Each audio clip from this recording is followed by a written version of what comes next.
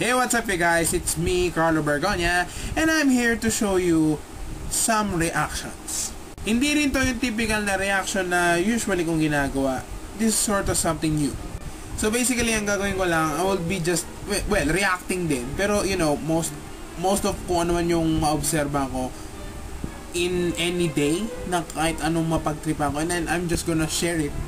You know, para mas productive ang Facebook ko, hindi yung titignan ko lang yung mga pic profile ng mga tao-tao, o hindi kaya magla-like ng mga picture na wala ka naman doon, at ikaw yung kumukuha ng picture. Oh, may pinagugutan! Let's say na lang minsan nakakatuwa din ang mga nangyari sa mga paligid natin. That's why I'm telling you this story. So let's start off na me, the typical me, pupunta sa sakay ng FX para umuwi. Nung banda, malapit sa Pagcor Studio sa Paranaque, meron sumakay na tatlo. 2 babae at 1 lalaki. To the point na yung tatlo ay parang naka-formal wear, pero ang itsura ay bumukhang pupunta ng party. Ang dalawa ay nakasuot ng kaikli-ikling suot na dress, nakita halos ang legs. They were like these typical saucy girls na pwede nyo makita at mapanood sa TV. And then itong dalawa to, you know, they started talking and, you know, typical saucy girls.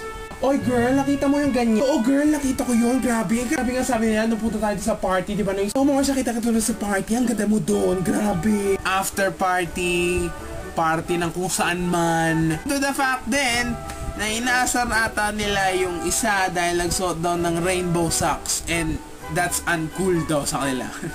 Uncool. Rainbow socks. Bakit? Nakakatawa magsuot nun. Kung trip mo. Kung ayaw ng tao, di pagtawanan ka, nagsuot ka eh. And then, you know, I was like, but what caught on my attention, ladies and gentlemen, is that may dumating sa point na ganito ang sinabi nilang dalawa. Oy girl, nasa sukat na tayo, diba? Ba't di na lang kayo tayo dito bumaba? Mas makakamura kaya tayo, isang sakay na lang kaysa naman dito, tapos sasakay pa ulit tayo, tapos isa pa ulit papunta doon. Eh wag na, Diyos ko, gusto ko nga magsayang ng pera eh. I was like, seriously, ganun na ba talaga kayaman ng mga Pilipino ngayon? Tuting, nasasabihin nyo na gusto nyo magsayang ng pera. Fucking tape. Ang hirap ng buhay ngayon. And then you were like, girl, magsayang ako ng pera cause I want to, bitch. Seriously, you know, hindi ko alam, talaga bang ganun? If you have talagang maraming pera, then you're like to have to spend it? And I was like, God, nasa TV ko na nakikita, I didn't even see it coming. And it caught my freaking attention. To the point na gumagawa ako ng video nito, you know, just to share the freaking thing to you all.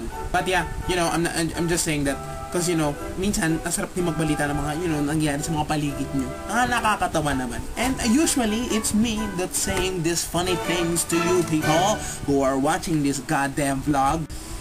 Anyway, so kahit pa paano, I'll be posting regularly ng mga gantong klaseng vids. And every Tuesday na ata, ang aking every bagong release kung meron man na video for season 3 ng JC The Comedian. Yay! Season 3 na tayo. So guys, yun lang. Thank you for watching. Enjoy your night or morning kung kailan nyo man ito pinapanood. And I'll see you when I make this. Okay? Oh, hell no!